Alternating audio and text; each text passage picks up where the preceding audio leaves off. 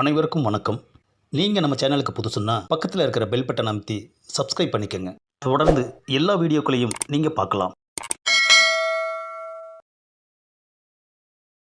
ஏய் காசி, நான் பேய் மேட்ரு சொன்னா நீ டெத்து மேட்ரு சொல்றியேடா. எத்தனை நம்புறதுன்னு எனக்கே ஒரே கன்ஃபியூஸாக இருக்கு. ஆனால் இப்போதைக்கு நீ சொல்கிறத நம்புகிறேன்டா. நம்பித்தான் ஆகணும் நாத்த, வேற வழி இல்லை. ராத்திரி நேரமாக வேற கீதடா, எனக்கு வேற பயமாக கீது. சாப்பிடாம கூட 2 பேரும் ஓடி வந்து இருக்கிறோம்டா. பசி வேற வயிற்ற கில்லுதுடா காசி. அண்ணாத்த, மொத பயத்துலேருந்து வெளியில் வருவோம், அப்புறமா பசியை பற்றி யோசிப்போம் அப்படின்ற. ஆமாம் அண்ணாத்த. டேய் காசி, சோப்பெல்லாம் புதுசாக கீதுரா. புதுசாக வாங்கினா புதுசாக தான் அண்ணாத்த இருக்கும். இந்த வீட்டில் இருக்கிற பட்டு, பிரீத்தி, கோவிந்தன் இவங்க 3 பேர்த்தையும் பரஞ்சோதி, பாஸ்கர், பத்மநாபன் 3 பேரும் கடத்திட்டு போனதுக்கப்புறம் இந்த வீடு அனாமத்தாக கிடக்கு.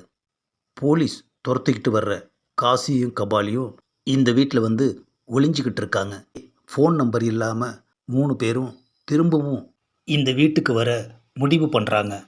இப்போது அவங்க 3 பேரும் வரப்போகிறாங்க. என்ன நடக்குதுன்னு பார்க்கலாம். கையில் காசு இல்லாமல் எவ்வளோ தூரம் தான் ஏன் நடந்து வர்றது? பிரீத்தி சொன்ன மாதிரி அவளோட அப்பாவும் அம்மாவும் இந்நேரம் தூங்கி இருப்பாங்க. பிரீத்தி சொன்ன இடத்த போய் பார்க்குறோம், அங்கே சார்ஜரில் இருக்கிற செல்ஃபோனை எடுக்கிறோம், உடனே ரிட்டன் ஆகிறோம். ஓகே ஓகேடா பத்மநாபா. டேய் காசி, என்னடா கிச்சனில் எல்லா பாத்திரமும் காலியாகவே கிடக்குது, எதுவுமே சமைக்கல போல இருக்குதேடா. பசி வேற பயங்கரமாக கீதுரா.